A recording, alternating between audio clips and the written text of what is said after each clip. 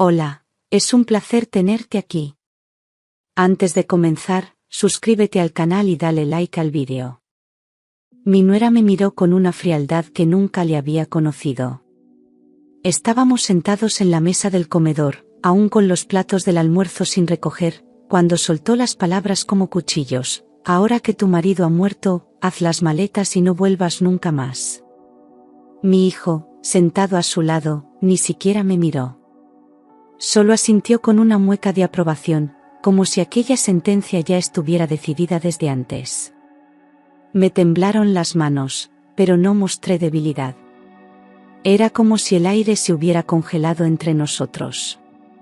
La casa, que una vez fue mi hogar, se había vuelto hostil en un segundo. No entendía qué había hecho para merecer tanto desprecio. No era solo la frase, era la forma en que lo dijo, sin una pizca de humanidad. Llevaba semanas en silencio desde que Antonio falleció, intentando mantener la paz, creyendo que el dolor nos uniría como familia. Pero lo único que encontró espacio fue el resentimiento, y ni siquiera sabía por qué. Mi nuera, con los brazos cruzados, parecía disfrutar cada palabra que me lanzaba. Como si por fin se quitara una máscara y me revelara quién era realmente. Él, mi hijo, la sangre de mi sangre, no pronunció una sola palabra en mi defensa. Me dolía más su silencio que las palabras crueles de ella. Aquella sala, testigo de tantas navidades y cumpleaños, era ahora una celda. Yo no pertenecía más. Tragué saliva, obligándome a no llorar. Lo último que les daría sería el espectáculo de mi humillación. Mis recuerdos con Antonio flotaban por toda la casa, pero en ese momento su ausencia pesaba más que nunca. Sentí como se rompía algo dentro de mí, algo profundo, como una raíz arrancada de la tierra. Me levanté lentamente, evitando mirarlos a los ojos. No pedí explicaciones, no pregunté el por qué. En su desprecio encontré una respuesta más dolorosa que cualquier confesión: ya no me querían allí. A veces, el amor no muere con gritos, sino con un silencio lleno de crueldad. Y ese día, lo entendí en carne viva.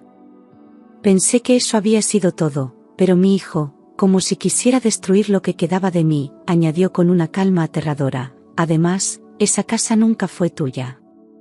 Era de mi padre.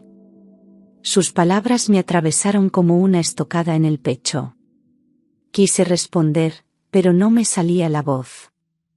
¿Cómo podía hablar a alguien que acababa de perderlo todo, incluso la dignidad? Lo miré con la esperanza de ver arrepentimiento, un gesto de duda, pero solo encontré frialdad. Me di cuenta de que para él yo era un estorbo, una sombra del pasado. La forma en que pronunciaba cada palabra me decía que lo había ensayado muchas veces. Mientras recogía mi taza de té con manos temblorosas, sentí que el suelo bajo mis pies ya no me pertenecía. Me había convertido en una extraña en la casa que había ayudado a construir durante 40 años. Ellos me miraban como si yo fuera una carga, como si nunca hubiese dado nada. El aire se volvió espeso y difícil de respirar.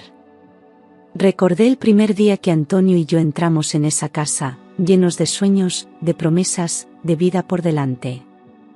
Ahora, estaba siendo expulsada como si jamás hubiera existido. En ese momento, algo dentro de mí se quebró para siempre. El luto se mezcló con el abandono, y no supe cuál dolía más. No dije nada. La voz se me había apagado, ahogada entre el dolor y la vergüenza. Me levanté de la mesa con una lentitud digna, sin mirar atrás. Sentía que cualquier palabra que dijera sería inútil, un grito ahogado en un pozo vacío. La fuerza para discutir ya no estaba en mí. Tenía que sostener lo poco que me quedaba, mi dignidad. Subí las escaleras despacio, cada peldaño pesando como años de abandono. Atrás dejé la risa seca de mi nuera y el silencio cómplice de mi hijo. Una vez en la habitación, cerré la puerta con llave. Me senté en el borde de la cama sin saber por dónde empezar. Miré alrededor, las fotos, las cortinas que yo misma cosí, la colcha que Antonio tanto amaba. Cada objeto parecía burlarse de mí. Respiré hondo, tomé una maleta vieja del armario y empecé a guardar lo esencial. No había espacio para recuerdos. No sabía a dónde iría, pero sí sabía que no podía quedarme donde no me querían. Mientras doblaba la ropa, mi alma se iba cosiendo en silencio, punto por punto, con dolor, pero también con una extraña determinación. Empaqué sin hacer ruido, sin una lágrima. Las carcajadas de mi nuera en la cocina me acompañaban como una banda sonora cruel. El sonido de los cubiertos, el tintineo de los vasos, me decían que la vida seguía para ellos como si yo ya no existiera. Bajé con mi maleta, esquivando sus miradas, como un fantasma entre las sombras de lo que fue mi hogar. Ninguno se movió. Nadie preguntó a dónde iba. Ni una palabra, ni un gesto. Aquello fue más doloroso que una bofetada. La indiferencia tiene filo. Abrí la puerta sin volver la cabeza, sabiendo que aquel cruce de umbral era un adiós definitivo. El frío de la noche me envolvió de golpe, como si el mundo también me echara. Caminé sin rumbo, cargando más que una maleta, cargaba años de entrega, de amor, de sacrificio, y de olvido. Mis pasos sonaban huecos en la acera vacía. Cada farola que pasaba parecía observarme en silencio. Me sentía pequeña, desamparada, traicionada por mi propia sangre. Pero seguí andando. Porque a veces, marcharse en silencio es la única forma de gritar. Caminé durante horas sin rumbo, con la maleta arrastrando mis pasos. Nadie me esperaba, nadie sabía que ya no tenía casa. Al pasar frente al edificio de Carmen, mi vecina de toda la vida, vi luz en su ventana. Dudé en tocar el timbre, pero el frío y el cansancio me vencieron. Carmen abrió sorprendida, y al verme, solo dijo: «Pasa, hija». Su abrazo fue el primero sincero que recibí en días. Me ofreció su sofá, una manta y un té caliente. Me senté en silencio, tragándome las lágrimas para no romperme. Esa noche no dormí. Me tumbé mirando el techo, recordando cada rincón de mi antigua casa. Escuchaba el reloj de pared, los pasos de Carmen en la cocina, y el zumbido lejano del tráfico. Sentía que la vida se me había escapado por entre los dedos, como arena mojada. Pensé en Antonio, en su risa, en sus silencios llenos de ternura. Me pregunté qué habría hecho él en mi lugar.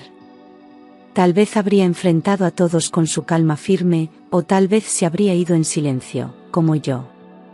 Solo sabía que ya no podía quedarme quieta.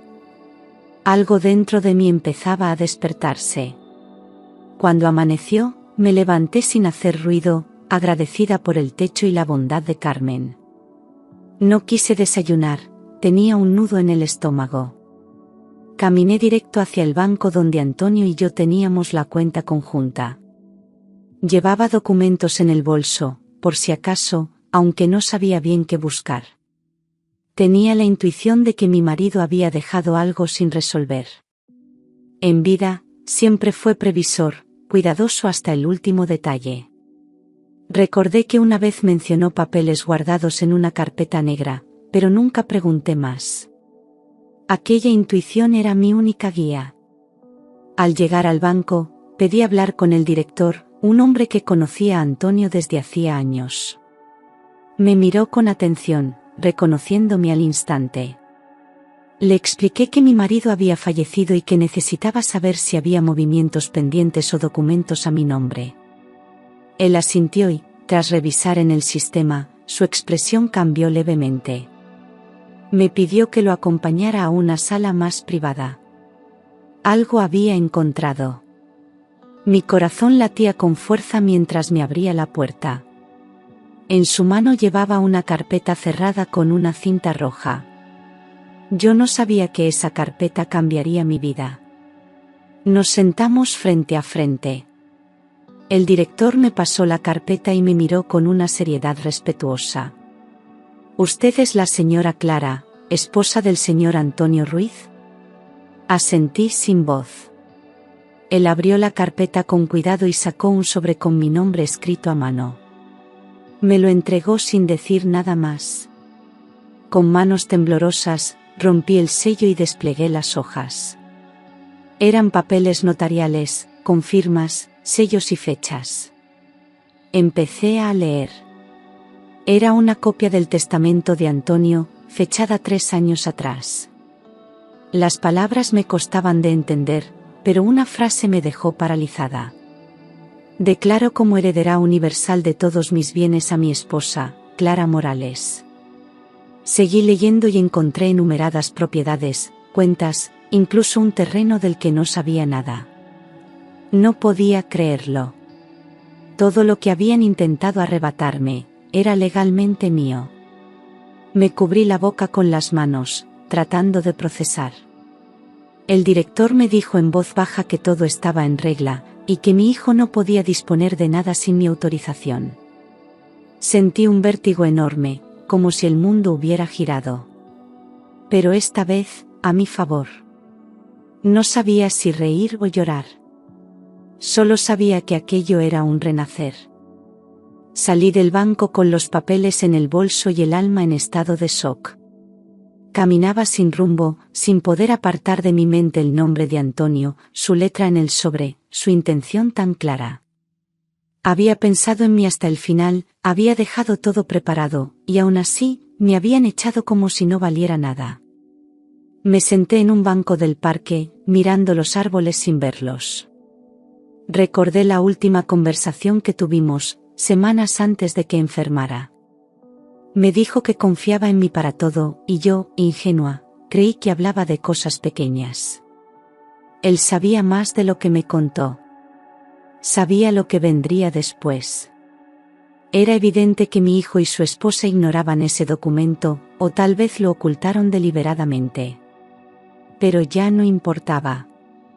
Tenía en mis manos la prueba de que aquella casa, aquellos bienes, me pertenecían por derecho.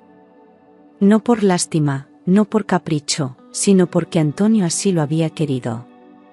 Guardé los papeles con cuidado, como quien guarda una herida que se convierte en escudo. El dolor seguía allí, pero ahora tenía una nueva fuerza, nacida de la verdad. Me prometí que nadie volvería a decidir por mí. Que nunca más permitiría que me arrebataran lo que era mío. Volví al banco 2 días después para firmar los documentos de confirmación. El director me recibió con respeto y eficiencia, y todo se formalizó sin demoras. Me entregaron las escrituras, el acceso a la cuenta conjunta, y una sorpresa más, una cuenta abierta en Suiza, a nombre de Antonio y mía, con fondos que jamás imaginé. Pregunté por el terreno en Segovia, y me mostraron los registros. También era mío. Salí de allí temblando, pero con una firmeza nueva bajo los pies. Habían querido dejarme en la calle, y era yo quien tenía las llaves de todo. Caminé hasta una cafetería pequeña, pedí un café y observé los documentos una vez más. Cada firma, cada sello, era un acto de amor postergado de Antonio, un gesto que me devolvía la voz que me habían intentado quitar. No quería venganza, no era eso lo que me movía. Era justicia. Era el derecho a existir con dignidad. En esa mesa, con la taza caliente entre las manos, supe que tenía 2 caminos, dejarlo todo pasar, o actuar. No por rencor, sino por mí misma. Y por la memoria de quien me amó de verdad hasta el último aliento. Volví a casa de Carmen con los papeles bajo el brazo y una nueva mirada. Ella me abrazó al verme y me sirvió sopa caliente sin preguntar nada. Esperó a que yo hablara. Cuando le conté todo, sus ojos se llenaron de lágrimas, pero su voz fue firme: tienes que volver por lo que es tuyo. Esa noche, me encerré en el cuarto y releí cada hoja del testamento. Las lágrimas llegaron, pero no por tristeza, sino por una mezcla de alivio, rabia y amor. Había soportado el desprecio, pero ahora tenía una base para reconstruirme. No dormí mucho, pero amanecí con otra energía. Me duché, Me vestí con ropa que llevaba semanas sin usar y salí a la calle con la cabeza alta. Aquellos que me habían echado iban a ver que no estaba rota, solo estaba esperando el momento justo. Ya no era la viuda callada y sumisa. Era Clara. Heredera de una historia, de un legado, y de mí misma. No sabía cómo reaccionarían cuando supieran la verdad, pero eso ya no me detenía. Lo que me habían hecho dolía, pero lo que yo iba a hacer, sanaría. No fui directamente a enfrentarles. Primero, necesitaba observar, entender cómo seguía la vida sin mí dentro de esa casa. Caminé hasta la esquina de la calle donde vivíamos y me quedé detrás de un árbol, oculta entre sombras. Vi a mi nuera salir con varias bolsas de ropa de marca, riendo al teléfono. Mi hijo apareció unos minutos después, en bata, tomando café en la puerta, como si nada hubiese ocurrido. Parecían cómodos, despreocupados, disfrutando de algo que no les pertenecía. Sentí una mezcla de tristeza y determinación. No me veían, pero yo a ellos sí. No iba a actuar con rabia, sino con inteligencia. Permanecí allí algunos minutos más, hasta que me aseguré de que ambos habían salido. Observé las ventanas abiertas, las plantas secas en la entrada, el buzón lleno de publicidad. Mi casa estaba descuidada, como si ya no tuviera alma. Me dolió, pero también me dio fuerzas. Volví sobre mis pasos y caminé directo hacia el despacho de Javier, el abogado que nos había ayudado cuando Antonio enfermó. Él me recibiría sin hacer preguntas, y sabía que sabría exactamente qué hacer. La justicia no siempre llega con ruido. A veces, entra por la puerta principal con papeles en mano. Javier me recibió con esa mirada serena que siempre había tenido. Me ofreció asiento, escuchó mi relato sin interrumpirme y revisó los documentos con atención absoluta. Cuando terminé, se quitó las gafas con lentitud y dijo: «Esto es más claro que el agua. Vamos a proceder».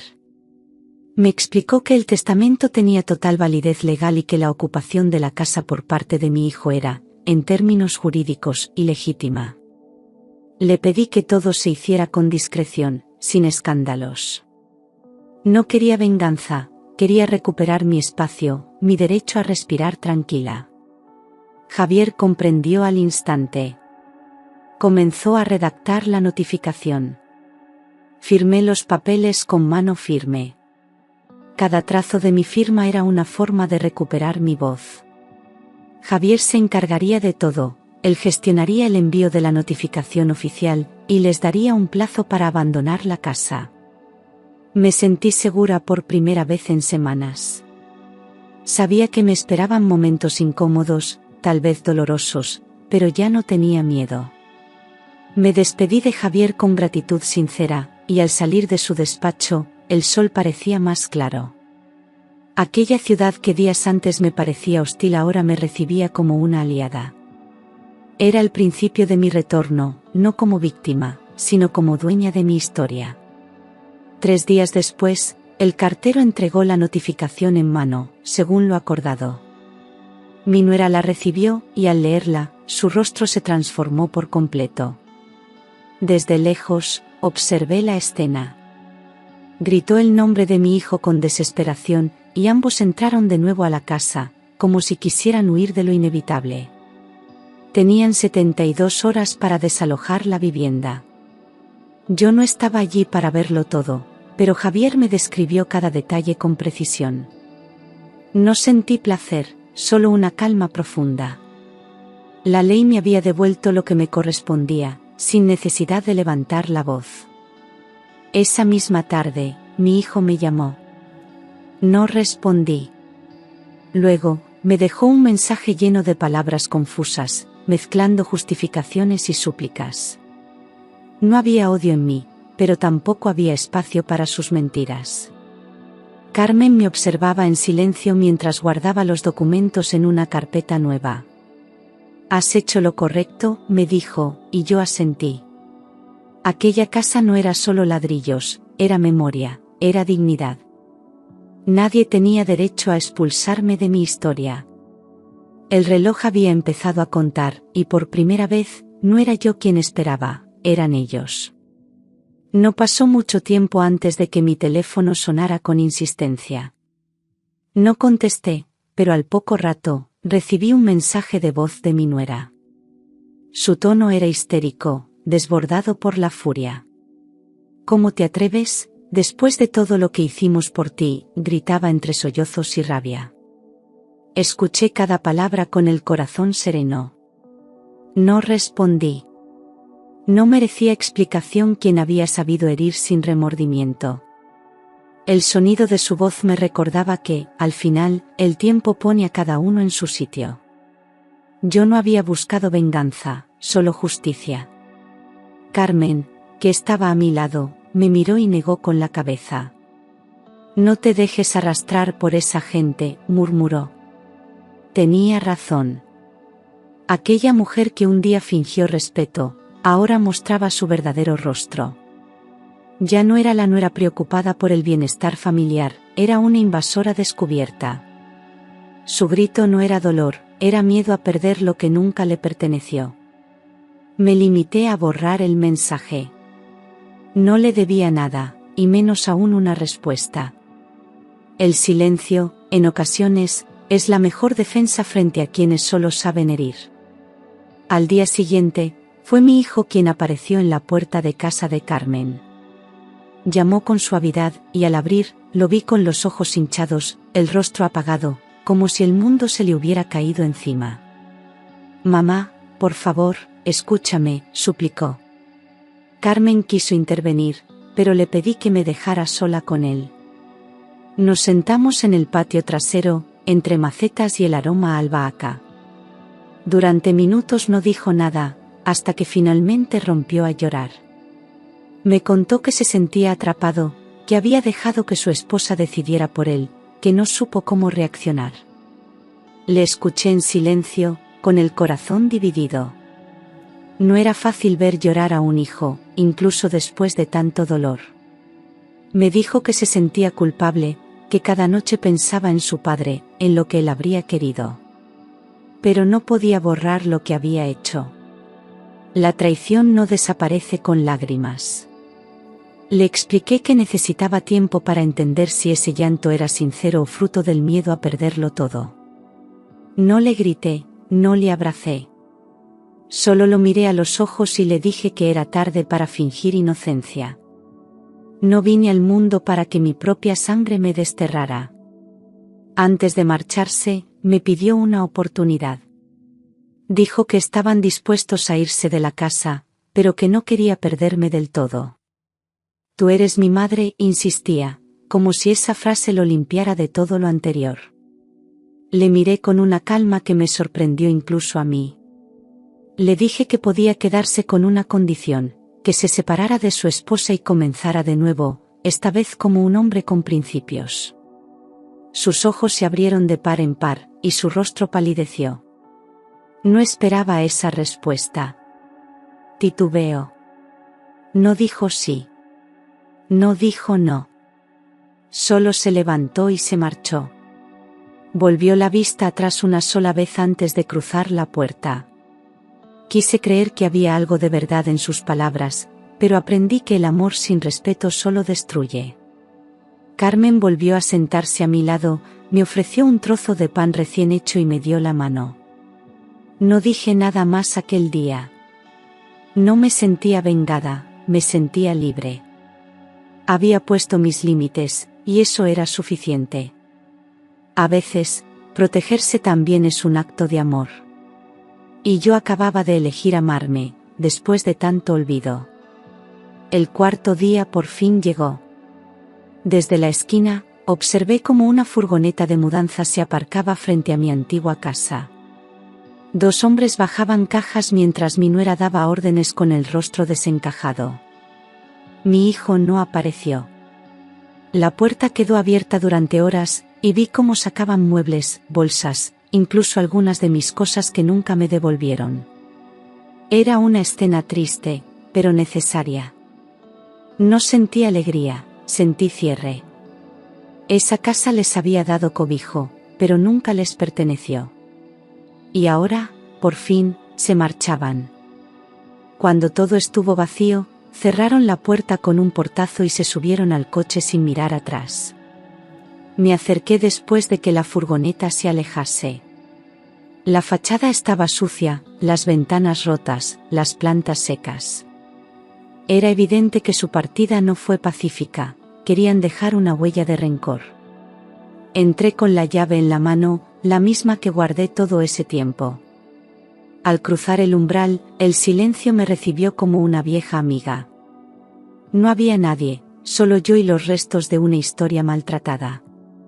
Aún así, era mi hogar. Y estaba de vuelta.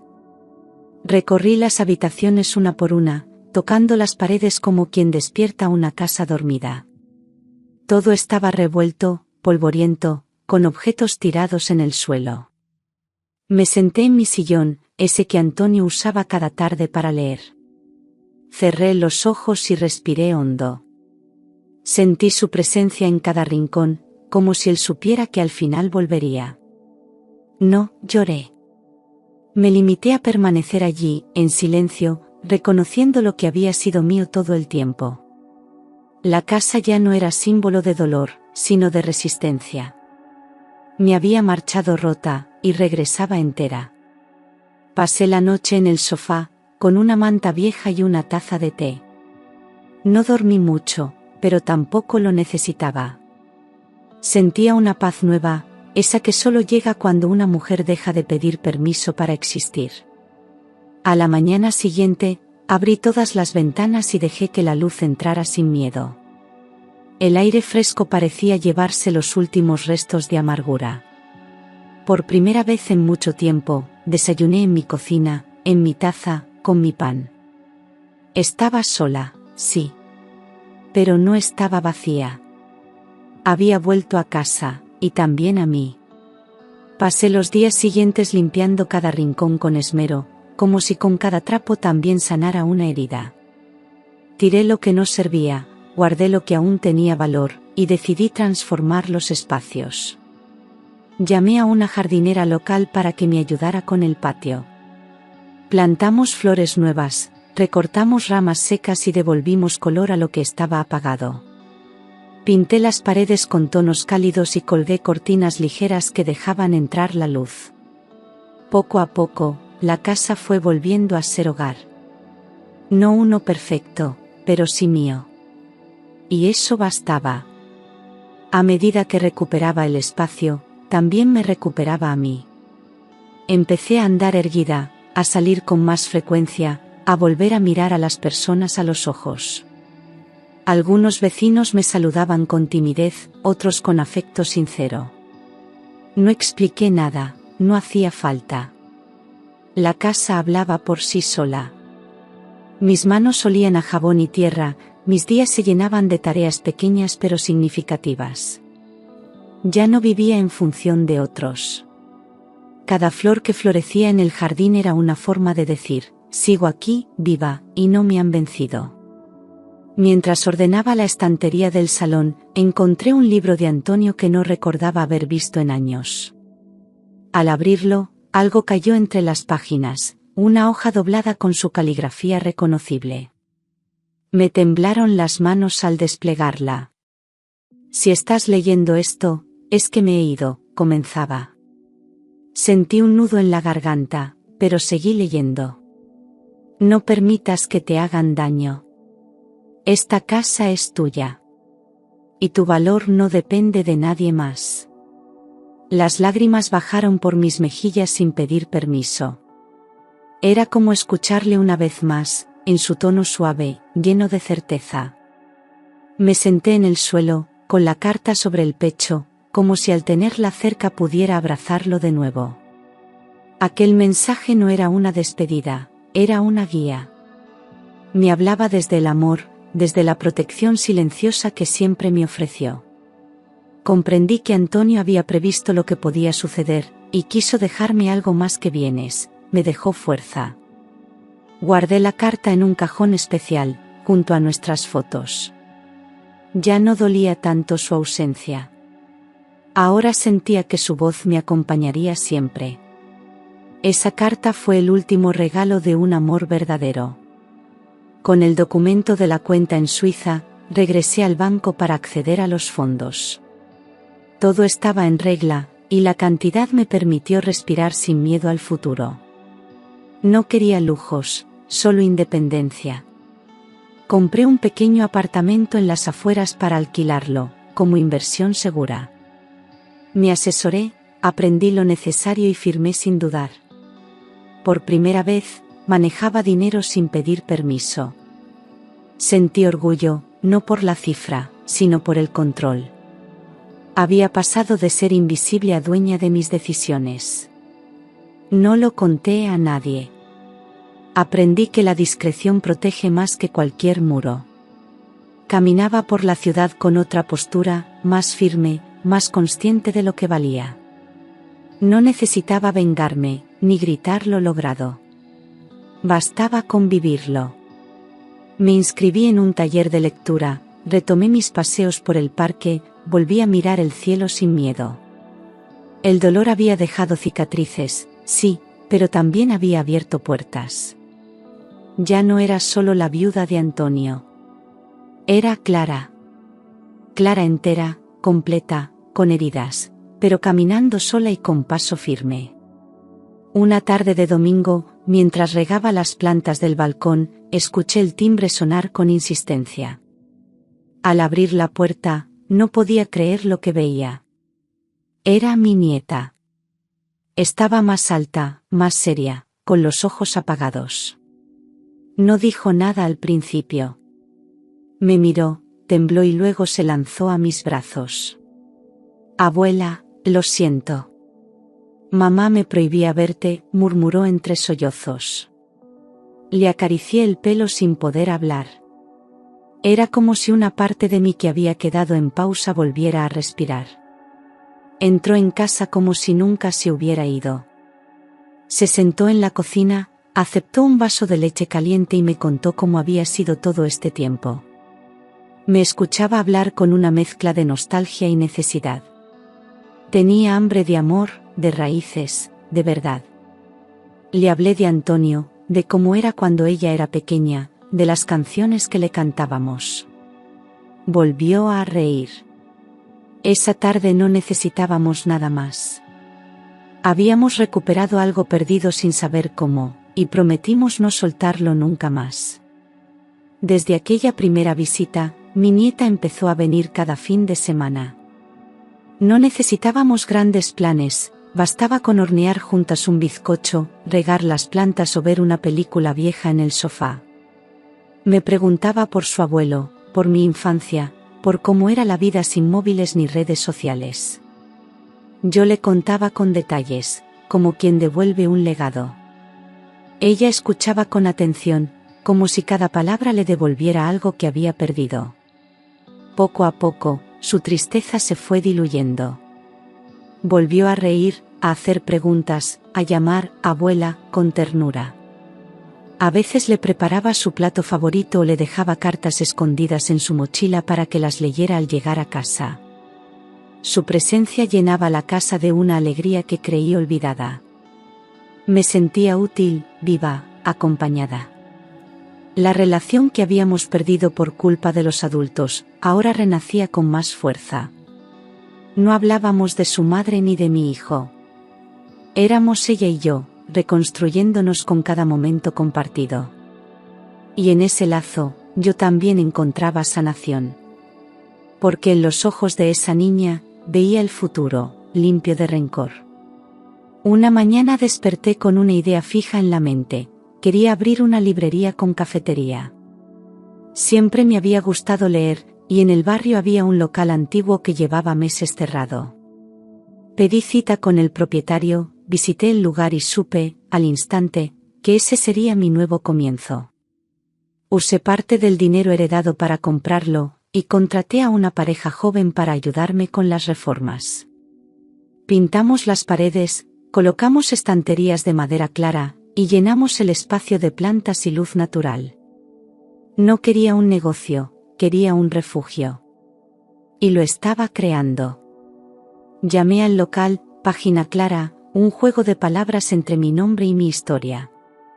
El día de la apertura, no esperé multitudes, pero llegaron vecinos, antiguos conocidos e incluso desconocidos que se sintieron atraídos por el ambiente acogedor.